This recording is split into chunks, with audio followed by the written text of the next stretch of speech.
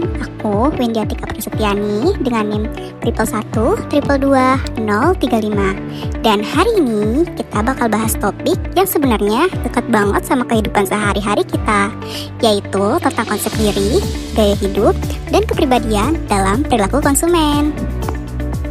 Pernah gak sih kalian mikir, kok gue pengen banget beli barang A, padahal gak penting banget? Nah, bisa jadi itu ada hubungannya sama cara kita melihat diri kita sendiri dan bagaimana kita ingin terlihat oleh orang lain. So, tujuan presentasi ini adalah buat ngajak kalian memahami kenapa sih kita bisa punya perilaku belanja yang berbeda-beda. Contohnya, dalam kehidupan sehari-hari, kita bisa melihat bagaimana orang dengan karakteristik extraversion lebih nyaman berada di lingkungan ramai dan sering terlihat aktif di media sosial.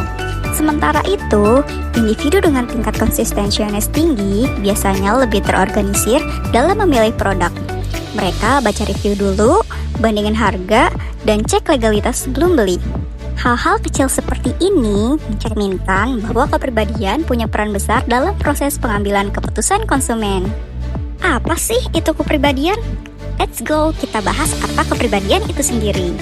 Kepribadian adalah karakteristik psikologis seseorang yang unik dan mempengaruhi bagaimana cara dia berperilaku, berpikir, dan merasakan sesuatu secara konsisten. Dalam perilaku konsumen, kepribadian sangat mempengaruhi preferensi produk, gaya komunikasi, hingga keputusan pembelian. Contohnya, dalam kehidupan sehari-hari, kita bisa melihat bagaimana orang dengan karakteristik extraversion lebih nyaman berada di lingkungan ramai dan sering terlihat aktif di media sosial. Sementara itu, individu dengan tingkat konsistensianis tinggi biasanya lebih terorganisir dalam memilih produk. Mereka mereview dulu, membandingkan harga, dan cek legalitas sebelum beli. Nah, kalau ngomongin soal kepribadian, ada satu teori yang paling sering dipakai, namanya Big Five Personality Traits, atau bisa juga disingkat UCEAN. Bukan, ini bukan laut beneran ya, tapi 5 dimensi utama yang bisa menggambarkan kepribadian seseorang. Yang pertama ini ada openness to experience. Orang dengan skor tertinggi ini biasanya suka hal-hal baru, kreatif, dan suka tantangan. Misalnya, mereka suka nyobain makanan atau produk yang nggak biasa. Kedua, ada conscientiousness. Ini soal seberapa rapi dan terorganisir seseorang. Kalau kamu tipe yang suka nyusun to-do list, disiplin, dan mikir keputusan matang-matang sebelum belanja, nah, kamu masuk golongan ini. Ketiga, ada extraversion. Ini cocok buat kamu yang aktif, suka keramaian, dan energik. Orang yang ekstrovert biasanya lebih tertarik sama produk yang colorful, trendy, dan menunjang gaya hidup sosial mereka. Keempat, ada agreeableness. Ini ciri orang yang gampang akur, penuh empati, dan gak suka konflik. Biasanya, mereka suka produk yang etis, ramah lingkungan, atau mendukung usaha lokal. Terakhir, neuroticism. Ini soal kestabilan emosi. Kalau kamu gampang cemas atau overthinking, mungkin kamu cenderung cari produk yang bikin nyaman, bikin tenang, atau membantu self-care. Teori ini sering dipakai buat memahami gimana sih kepribadian kita bisa mempengaruhi gaya hidup dan keputusan saat belanja. Seru juga ya, ternyata psikologi bisa nyambung ke dunia konsumen. Selain teori kepribadian kayak Ocean tadi, ada juga nih klasifikasi kepribadian khusus buat para konsumen. Dan ini berdasarkan cara mereka belanja loh. Yuk, kenalan satu-satu. Pertama nih, ada konsumen emosional. Nah, mereka ini tipe yang belanja karena perasaan. Misalnya, lagi sedih, stres, atau malah lagi happy banget, langsung check out aja biar mood naik. Belanja itu healing, katanya sih. Terus nih, yang kedua, ada konsumen rasional. Ini kebalikannya. Semua harus masuk akal. Mereka beli karena emang butuh, mikir panjang, bandingin harga dan manfaat dulu. Pokoknya, nggak asal jalan deh. Yang ketiga, ada si konsumen impulsif. Ini yang paling spontan, lihat lucu, beli, tanpa mikir 2 kali. Biasanya mereka tertarik karena visual yang catchy atau promo yang mendadak. Selanjutnya ada konsumen loyal. Mereka ini setia banget sama satu brand. Udah cocok ya udah, nggak mau pindah ke lain hati. Kayak kalau udah suka satu brand skincare, ya itu terus. Dan yang terakhir ada konsumen pemburu diskon. Favorit semua orang nih kayaknya. Mereka ini beli karena promo, flash sale, voucher, cashback, langsung merapat. Tipe-tipe ini penting banget buat brand, karena dari sini mereka bisa tahu cara terbaik buat pendekatin kamu sebagai konsumen. Kamu sendiri masuk yang mana nih? Sekarang kita bahas tentang konsep diri yuk. Konsep diri itu sederhananya gimana seseorang melihat dan menilai dirinya sendiri. Tapi menurut Sirge tahun 1982, konsep diri itu ternyata ada 4 jenis loh. Yang pertama, ada konsep diri aktual. Ini adalah gambaran kita tentang siapa diri kita sebenarnya. Kayak, aku orangnya kalem, suka baca buku. Lalu, ada konsep diri ideal. Ini tentang siapa yang ingin kita jadi. Misalnya, pengen jadi pribadi yang aktif, stylish, dan lebih percaya diri. Jadi, kadang kita beli barang yang bisa nunjukin versi ideal kita. Ketiga, konsep diri sosial. Ini soal gimana kita ngebayangin orang lain ngeliat kita. Kadang kan kita mikir, kalau gue pakai ini, orangnya bakal mikir gue keren gak ya? Yang terakhir, konsep diri ideal sosial. Ini tuh soal gimana kita pengen dilihat sama orang. Jadi, misalkan kita pakai brand tertentu, itu karena pengen kelihatan elegan atau profesional di mata orang lain. Nah, dari sinilah alasan kenapa kita bisa ngerasa harus banget beli satu produk, entah karena ingin nunjukin diri kita sebenarnya, yang ideal, atau karena pengen dinilai dengan cara tertentu. So, next time kamu belanja, coba deh tanya ke diri sendiri, kamu lagi beli karena siapa? Nah, sekarang kita bahas soal gaya hidup nih. Bukan cuma soal outfit atau makanan fancy aja ya. Gaya hidup itu sebenarnya ngegambarin gimana seseorang menghabiskan waktunya, ngatur uangnya, dan ngelakuin aktivitas sehari-hari. Nah, ada satu pendekatan yang sering dipakai buat ngelihat gaya hidup. Namanya pendekatan AEO, singkatan dari Activities, Interests, dan Opinions. Activities tuh kayak hal-hal yang kita lakuin. Misalnya, suka traveling, naik gunung, nge-gym, atau nongkrong di coffee shop tiap weekend. Yang kedua, ada Interests, yaitu tentang apa yang kita suka. Kayak suka musik indie, fashion vintage, atau bahkan mie ayam favorit. Lalu, yang terakhir ada Opinions.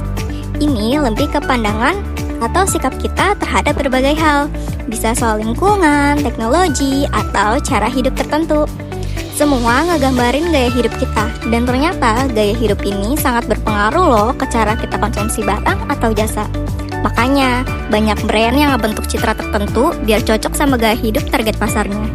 Misalnya, brand outdoor buat yang suka alam atau brand minimalis buat yang hidup simple dan estetik. Jadi, gaya hidup itu bukan cuma soal pilihan, tapi juga soal identitas. Kalau ngomongin gaya hidup tuh sebenarnya dipengaruhi sama dua hal besar, dari dalam diri kita sendiri dan dari luar. Yang pertama dari dalam alias internal. Misalnya sikap kita terhadap hidup, ada yang santai banget dan juga ada yang super ambisius.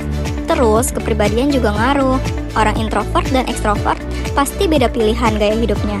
Pengalaman hidup pun bisa banget ngubah gaya seseorang, kadang trauma, kadang inspirasi.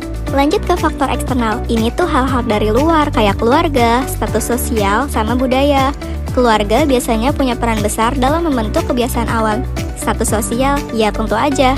Kemampuan finansial bisa nentuin kita untuk bisa ngelakuin gaya hidup tertentu atau enggak. Dan budaya, well, apa yang dianggap normal atau keren di tempat kita tinggal juga punya pengaruh kuat loh. Yang terakhir dan gak bisa diabaikan yaitu sosial media. Jujur aja deh, kadang kita beli atau lakuin sesuatu cuma karena lagi tren di TikTok atau bahkan karena lihat influencer favorit posting. Sosial media tuh bisa banget ngebentuk gaya hidup baru bahkan dalam semalam. Jadi gaya hidup kita itu kayak racikan dari siapa kita tumbuh di mana, dan ngelihat apa tiap hari. Konsep diri dan gaya hidup saling ngaruh gak sih? Sebenarnya kepribadian, konsep diri dan gaya hidup itu kayak satu rangkaian domino gitu, saling nyambung dan ngaruh satu sama lain.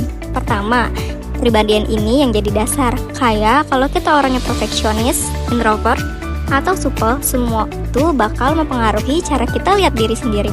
Nah, dari situ muncullah yang namanya konsep diri. Misalnya, kita punya pandangan tentang gue tuh harus kelihatan rapih dan profesional. Itu konsep diri ideal kita. Bisa juga tentang gimana kita pengen dilihat orang lain. Terus, karena punya pandangan kayak gitu, kita pun menjalani gaya hidup yang sesuai. Jadi beli barang, pilih tempat nongkrong, sampai gaya berpakaian, semua ikut berbentuk dari dua hal tadi. Terus, karena kita punya pandangan kayak gitu, kita pun mulai menjalani gaya hidup yang sesuai. Jadi beli barang, pilih tempat nongkrong, sampai gaya berpakaian, semua ikut terbentuk dari dua hal tadi. Akhirnya, tiga hal ini bareng-bareng nentuin gimana kita jadi konsumen. Kita beli sesuatu tuh bukan cuma karena butuh, tapi karena nyambung sama diri kita, baik secara kepribadian, konsep diri, ataupun gaya hidup. Gampangnya sih, apa yang kita beli itu seringkali cerminan dari siapa kita. Nah, kita masuk ke contoh kasusnya. Misalnya nih ya, ada orang yang punya konsep diri ideal sebagai pribadi yang aktif dan sehat. Nah, dia tuh otomatis bakal lebih tertarik buat beli sepatu lari, ikut membership gym, atau bahkan langganan salad setiap minggu. Bukan cuma karena tren, tapi karena itu ngerasa gue banget. Nih ada lagi nih contoh lainnya. Ada juga yang punya gaya hidup estetik abis deh pokoknya. Fit IG-nya harus matching, warna bajunya harus senada, bahkan tempat ngopi aja harus instagramable. Orang kayak gini tuh bisa banget beli produk yang desainnya unik atau artisy, walau harganya agak tinggi. Karena buat mereka, barang itu bukan cuma fungsi, tapi juga nunjukin siapa diri mereka. Dari semua materi yang aku jelasin tadi, kita bisa ambil kesimpulan bahwa konsep diri itu tentang gimana kita ngelihat dan nilai diri sendiri. Sementara gaya hidup ya itu cara kita ngejalanin hidup, mulai dari kebiasaan, pilihan, sampai selera. Nah, keduanya saling nyambung banget. Apa yang kita pikirin soal diri sendiri seringkali nunjukin gimana cara kita memilih barang, aktivitas, bahkan lingkungan pertemanan. Semakin kita kenal diri sendiri, makin gampang juga buat milih gaya hidup yang sesuai dan bikin kita ngerasa nyaman. Karena pada akhirnya, jadi diri sendiri itu jauh lebih penting daripada cuma ikut-ikutan tren yang gak kita banget. Coba deh, cek isi keranjang belanjaan online kamu. Apa barang-barang yang mencerminkan siapa diri kamu sekarang? Atau hanya FOMO? Dengan memahami konsep diri, gaya hidup, dan kepribadian, kita bisa jadi konsumen yang lebih sadar dan bijak. Nah, itu tadi pembahasan singkat tentang bagaimana kepribadian, konsep diri, dan gaya hidup berperan dalam membentuk perilaku konsumen. Terima kasih sudah dengerin. Semoga materi ini bukan cuma lewat gitu aja, tapi bisa bantu kita lebih ngerti diri sendiri sebagai konsumen. Bye-bye!